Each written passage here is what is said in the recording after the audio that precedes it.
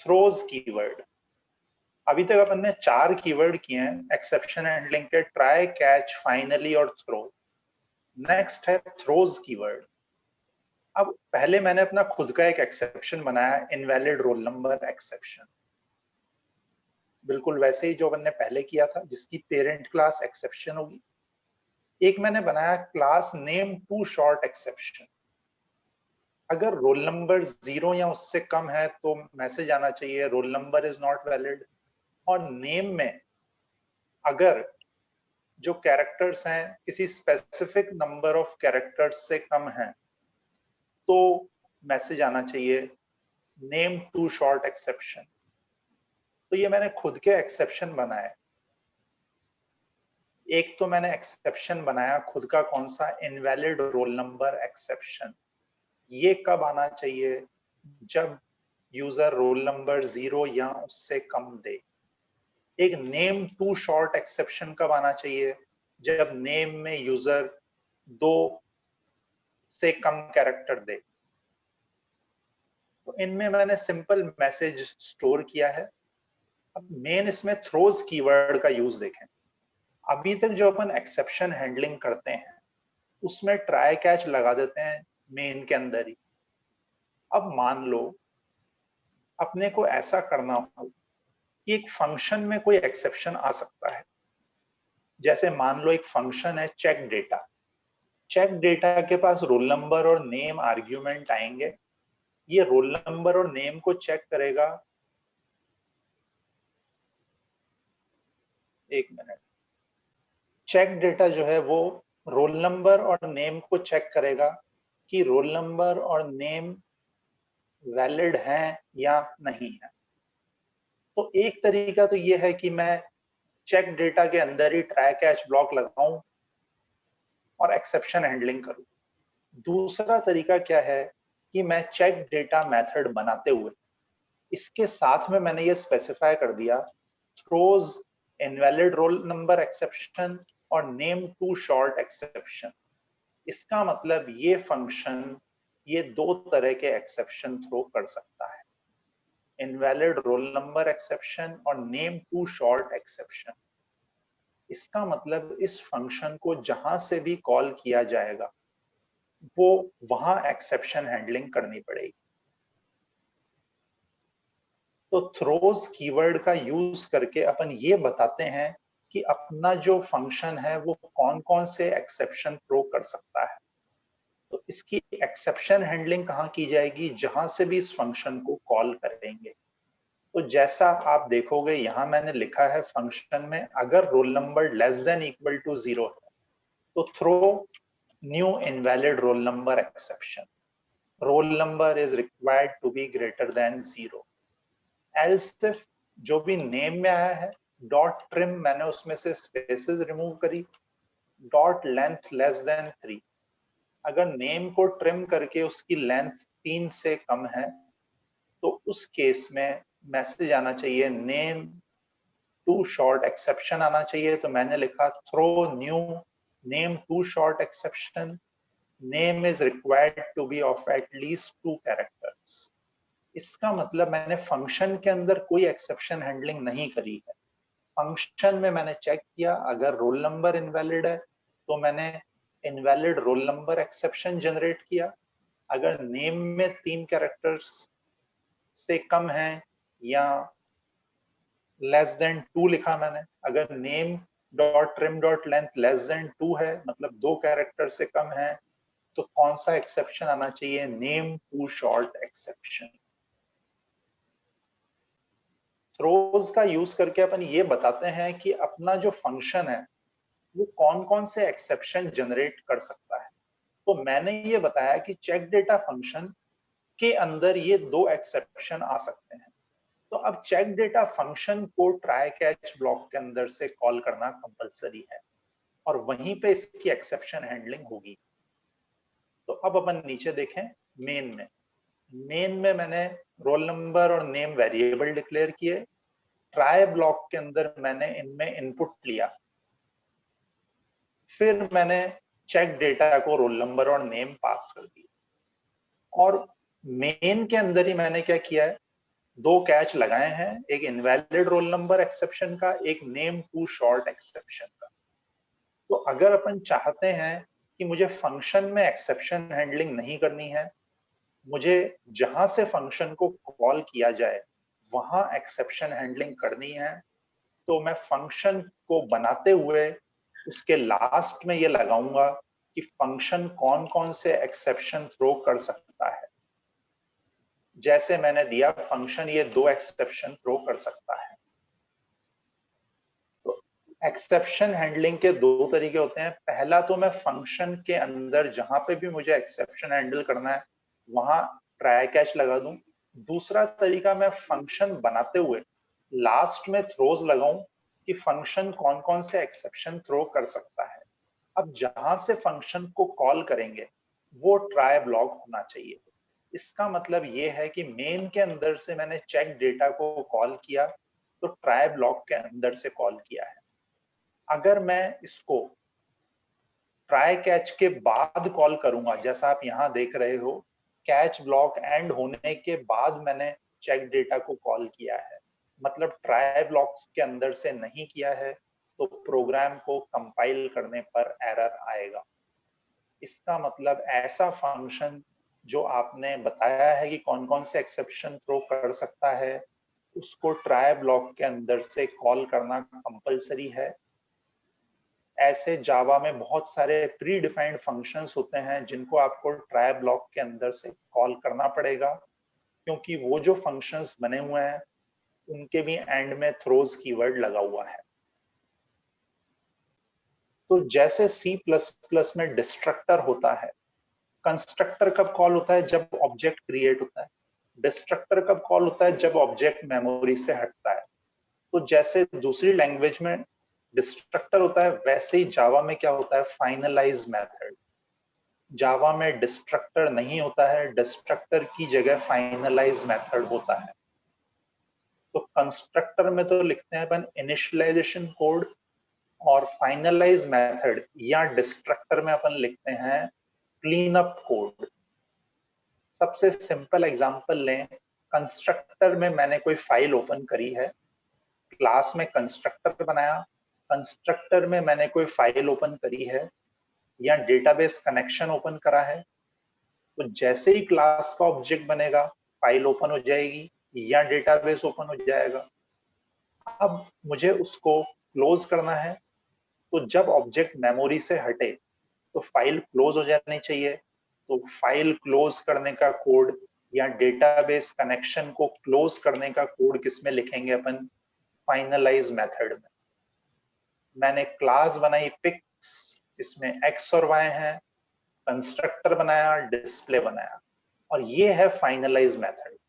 Finalise method कैसा declare किया मैंने? Protected void finalize. इसको आप या तो प्रोटेक्टेड कर सकते हो या पब्लिक कर सकते हो, और इसको अपने को कॉल करने की जरूरत नहीं होती है, ये अपने आप कॉल होता है। जैसे C++ में जब ऑब्जेक्ट मेमोरी से हटता है तो डिस्ट्रक्टर अपने आप कॉल होता है, बिल्कुल वैसे ही जब जावा में ऑब्जेक्ट मेमोरी से हटता है तो उसका फाइनलाइज मेथड कॉल होता है।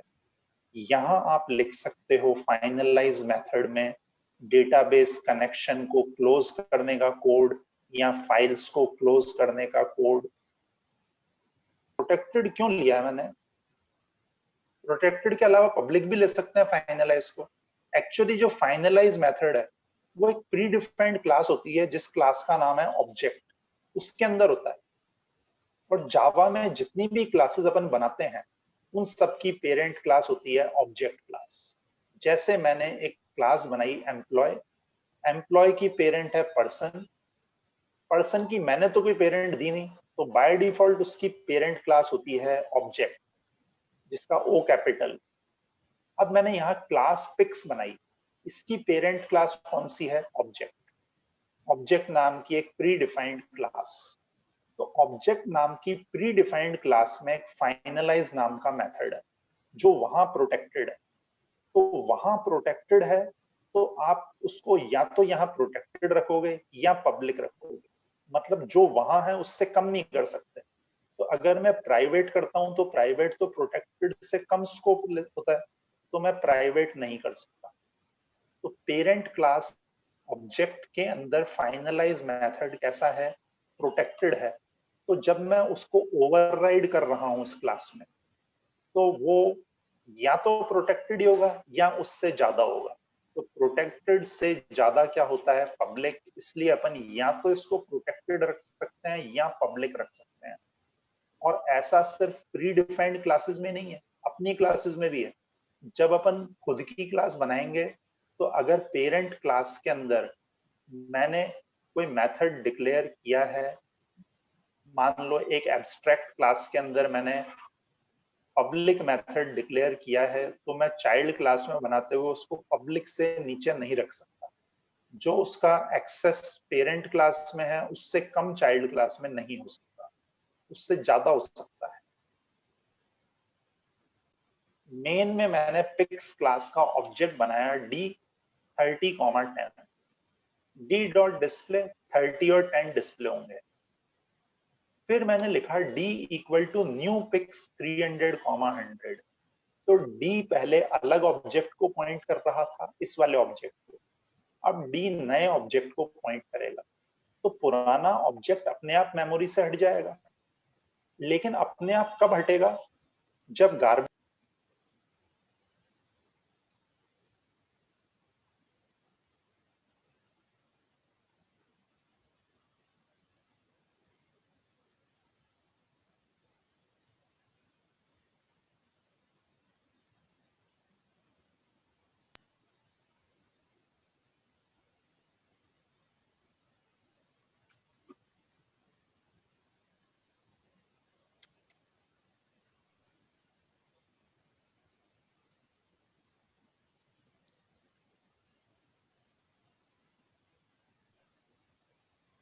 अपने आप कब हटेगा, जब गार्बेज कलेक्टर उसको हटाएगा। ऑब्जेक्ट बनाया pix D equal to new pix 30, 10। तो इससे पिक्स क्लास का ऑब्जेक्ट बना, डिस्प्ले करेंगे तो 30 और 10 डिस्प्ले होगा। फिर मैंने लिखा D equal to new pix 300, 100।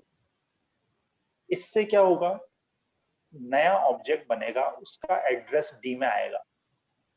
पुराना ऑब्जेक्ट अपने आप मेमोरी से हट जाएगा। उसको कौन हटाएगा, गार्बेज कलेक्टर। अब कब हटाएगा garbage collector, garbage collector time to time memory scan करता है और जो भी मेमोरी फ्री हो सकती है उसको फ्री करता है। अब मैंने यहाँ पे गार्बेज कलेक्टर को रन किया। सिस्टम क्लास का फंक्शन होता है जीसी। जीसी मतलब गार्बेज कलेक्टर को रन करने के लिए। अब जब गार्बेज कलेक्टर रन होगा, तो ये 30, 10 वाले ऑब्जेक्ट को मेमोरी से हटाएगा। तो उसका फाइनलाइज कॉल होगा कौन से ऑब्जेक्ट का, जिस ऑब्जेक्ट में 30 और 10 वैल्यूज हैं, उस ऑब्जेक्ट को मेमोरी से हटाएगा। जब भी ऑब्जेक्ट मेमोरी से हटेगा तो फाइनलाइज कॉल होगा। तो सिस्टम डॉट जीसी लिखने पे ये जो ऑब्जेक्ट है 30, 10 वाला, ये मेमोरी से हट जाएगा। तो इसका फाइनलाइज कॉल होगा। अब मैंने शो फंक्शन को कॉल किया, ध्यान से देखो, आप शो को कॉल किया तो ये शो फंक्शन कॉल होगा। शो फंक्शन कॉल हुआ, इसके अंदर मैंने पिक्स क्लास का ऑब्जेक्ट बनाया जिसमें 10 और 20 असाइन किया है। इसको डिस्प्ले करेंगे तो 10 और 20 डिस्प्ले होगा। फिर ये फंक्शन एंड हो गया।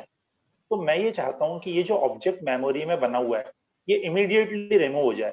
गार्बेज कलेक्टर तो कब रिमूव करेगा वो बात की बात है, मैं चाहता हूं कि गार्बेज कलेक्टर को मैं रन करूं जिससे कि इसको इमीडिएटली रिमूव कर दे। तो सिस्टम डॉट जीसी, वापस मैंने गार्बेज कलेक्टर को रन किया।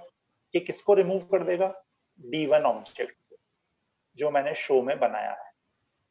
गार्बेज कलेक्टर हर थोड़ी देर के बाद मेमोरी चेक करता है। मैं ये चाहता हूं कि मैं गार्बेज कलेक्टर को रन कर सकूं, तो सिस्टम क्लास का जीसी मेथड होता है। फिर मैंने डी में नल असाइन कर दिया। तो डी किसको पॉइंट कर रहा था अभी, 300, 100 वाले ऑब्जेक्ट। अब मैंने डी में नल असाइन कर दिया। नल असाइन करने पे ये ऑब्जेक्ट भी मेमोरी से हट जाना चाहिए, 300, 100 वाला। तो मैंने वापस सिस्टम डॉट जीसी लिखा। तो एक बार और फाइनलाइज कॉल होगा। इस प्रोग्राम के अंदर जितने ऑब्जेक्ट अपन ने बनाए हैं उतनी बार फाइनलाइज कॉल होगा। पहली बार फाइनलाइज, दूसरी बार और तीसरी बार। ऑब्जेक्ट कितने बने? पहला न्यू पिक्स 30,10 वाला, दूसरा न्यू पिक्स 10,20 वाला, और तीसरा न्यू पिक्स 300,100 वाला। तो जितने ऑब्जेक्ट क्रिएट होंगे, जब वो ऑब्जेक्ट मेमोरी से हटेंगे तो उतनी बार फाइनलाइज कॉल होगा। फाइनलाइज को आप दूसरी लैंग्वेजेस के डिस्ट्रक्टर से कंपेयर कर सकते हो।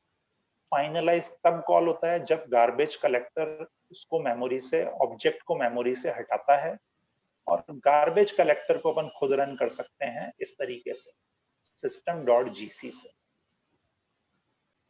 नेक्स्ट टॉपिक है अपना पैकेजेस। जैसे अपन जावा डॉट इम्पोर्ट लिखते हैं, इम्पोर्ट जावा एक्स डॉट स्विंग। जावा एक्स डॉट स्विंग क्या है? एक पैकेज है। जावा डॉट लैंग क्या है? एक पैकेज है। तो पैकेज होता है ग्रुप ऑफ रिलेटेड टाइप्स, मतलब group of related classes, interfaces and enumerations. जैसे मान लो आज मेरे पास एक कोई सॉफ्टवेयर बनाने के लिए आता है कॉलेज से रिलेटेड, तो मैं कॉलेज नाम का पैकेज बना सकता हूँ। उसमें स्टूडेंट, टीचर, एग्जाम, फी, लाइब्रेरी, इस नाम से मैं क्लासेस बना सकता हूँ, और उनको मैं कॉलेज नाम के पैकेज में स्टोर कर सकता हूँ। मतलब ग्रुप ऑफ क्लासेस हो गया, और उसको मैं फिर अपने कॉलेज वाले सॉफ्टवेयर बनाने में यूज कर सकता हूँ। अब आज से 6 महीने बाद मेरे पास किसी दूसरे कॉलेज का सॉफ्टवेयर बनाने को आता है, तो मैं उन क्लासेस को यूज कर सकता हूँ, मतलब उस पैकेज को यूज कर सकता हूँ। कैसे? import college डॉट एस्ट्रिक लिख के। तो पैकेज होता है group of related classes, interfaces and enumerations. उस पैकेज को मैं कितने भी सॉफ्टवेयर्स में यूज कर सकता हूँ। उसको अगर मैं इंटरनेट पे डिस्ट्रीब्यूट कर दूं तो कोई और भी मेरे पैकेज को यूज कर सकता है। पैकेज दो तरह के होते हैं। एक तो लाइब्रेरी पैकेजेस, जिसको अपन प्री डिफाइंड पैकेजेस भी कहते हैं, या जावा एपीआई पैकेजेस भी कहते हैं। दूसरे होते हैं कस्टम पैकेजेस, जिनको अपन यूजर डिफाइंड पैकेजेस भी कहते हैं, जो अपन अपनी रिक्वायरमेंट के अकॉर्डिंग बना सकते हैं। पैकेज के अंदर क्लासेस होती हैं, इंटरफेसेस होते हैं, इनमरेशंस हो सकते हैं। एक पैकेज को आप कितने भी एप्लीकेशंस में यूज कर सकते हो। तो मतलब पैकेज एक रीयूजेबल कंपोनेंट है। दो तरह के पैकेजेस होते हैं, प्री डिफाइंड मतलब लाइब्रेरी पैकेजेस, और अपने खुद के बनाए हुए पैकेजेस। अब जावा में बहुत सारे लाइब्रेरी पैकेजेस होते हैं, जैसे java.lang, java.util, java.io, java.awt, java.awt.event, javax.swing, javax.swing.event, javax.swing.border, javax.swing.table, java.applet। ये 10 प्री डिफाइंड पैकेजेस हैं जो कि आपके कोर्स में हैं।